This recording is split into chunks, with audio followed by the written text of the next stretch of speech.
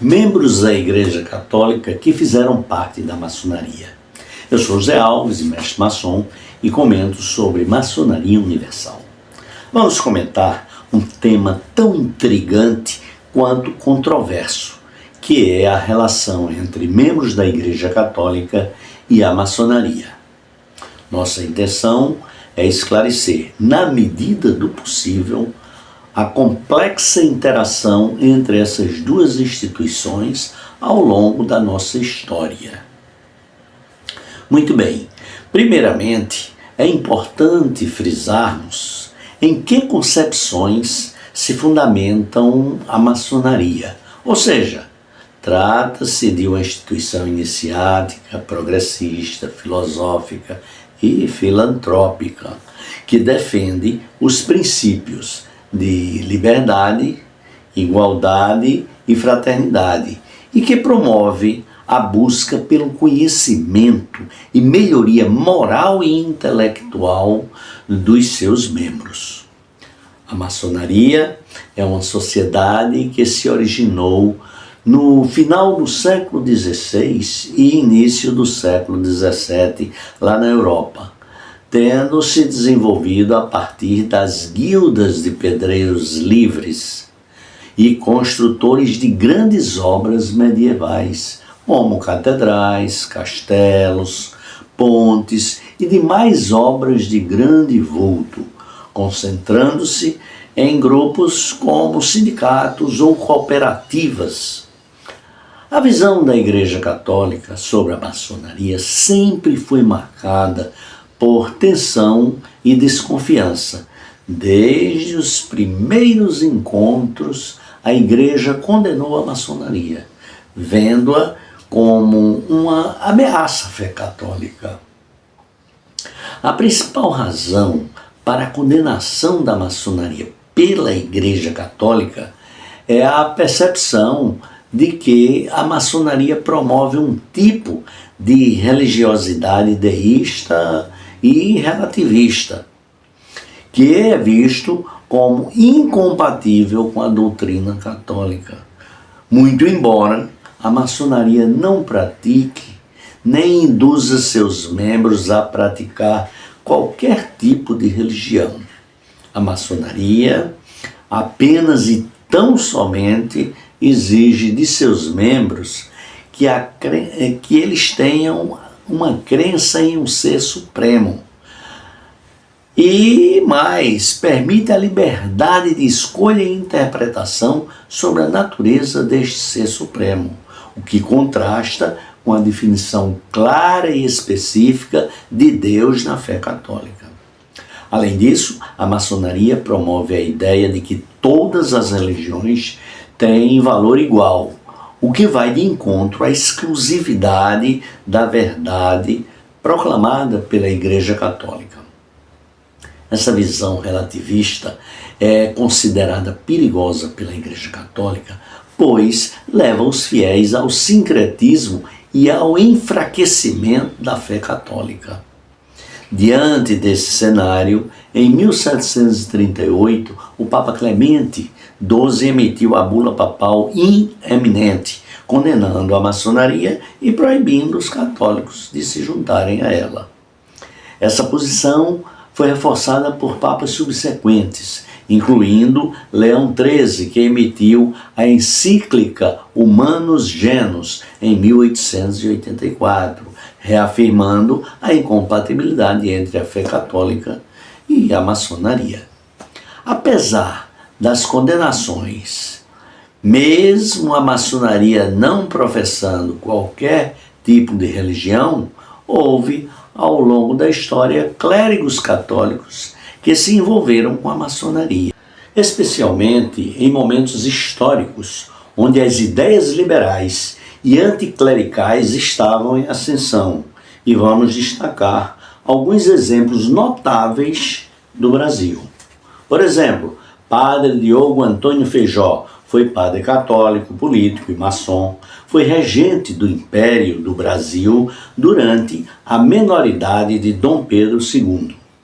Frei Joaquim do Amor Divino Caneca, Frei Caneca, Foi um frade carmelita, católico, maçom e um dos líderes da Confederação do Equador em 1824.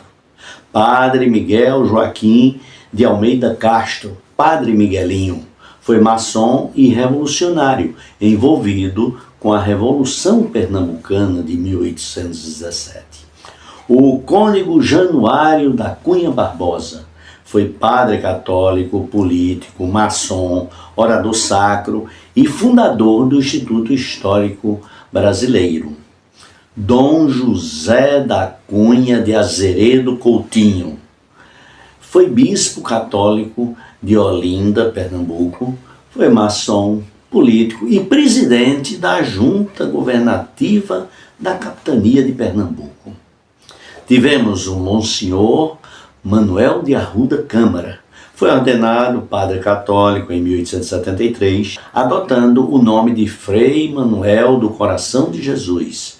Estudou na Universidade de Coimbra, em Portugal, e em Montpellier, na França.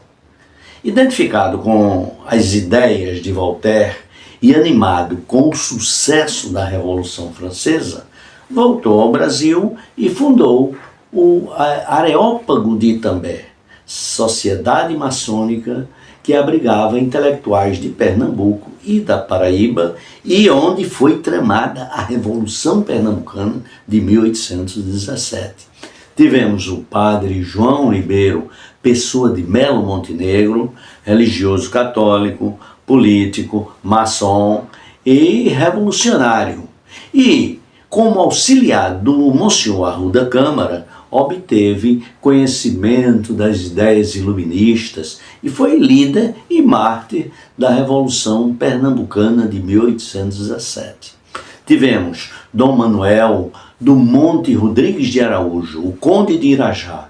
Foi maçom, bispo católico, político, capitão-mor de Dom Pedro I e de Dom Pedro II e membro do Instituto Histórico e Geográfico Brasileiro. Também o Monsenhor Joaquim Pinto de Campos foi sacerdote católico, maçom, escritor, abolicionista e consagrado o herói do ventre livre. Também o padre Pedro de Souza Tenório, o vigário Tenório, foi padre católico, maçom e revolucionário. Foi um dos líderes e mártir da Revolução Pernambucana de 1817. Além dos clérigos acima citados, nossas pesquisas em fontes como o Instituto Histórico e Geográfico do Brasil, a Wikipédia, o Google e uma infinidade de livros maçônicos nos dão conta de que tivemos mais de 100 padres e frades, cônegos e bispos católicos que foram maçons no Brasil. Levando em consideração a discussão teológica e filosófica, a análise dos princípios deístas da maçonaria e sua comparação com os princípios teológicos da Igreja Católica revelam profundas diferenças filosóficas e teológicas. Enquanto a maçonaria promove uma visão aberta e inclusiva da espiritualidade, a Igreja Católica defende uma compreensão específica e exclusiva de Deus e da fé católica. Essa diferença fundamental leva a um conflito inevitável entre as duas instituições. Para os católicos, a fé é uma entrega total a Deus, revelada em Jesus Cristo e transmitida pela Igreja. Para os maçons, a fé é uma busca individual pela verdade e pelo aperfeiçoamento moral, sem a necessidade de adesão a uma doutrina específica. Em resumo, a relação entre membros da Igreja Católica e a maçonaria é complexa e multifacetada. A maçonaria, com seus princípios deístas e relativistas, representa uma visão de mundo que muitas vezes entra em conflito com a doutrina católica. No entanto, a história mostra que houve clérigos que se envolveram com a maçonaria, muitas vezes motivados por convicções políticas e sociais.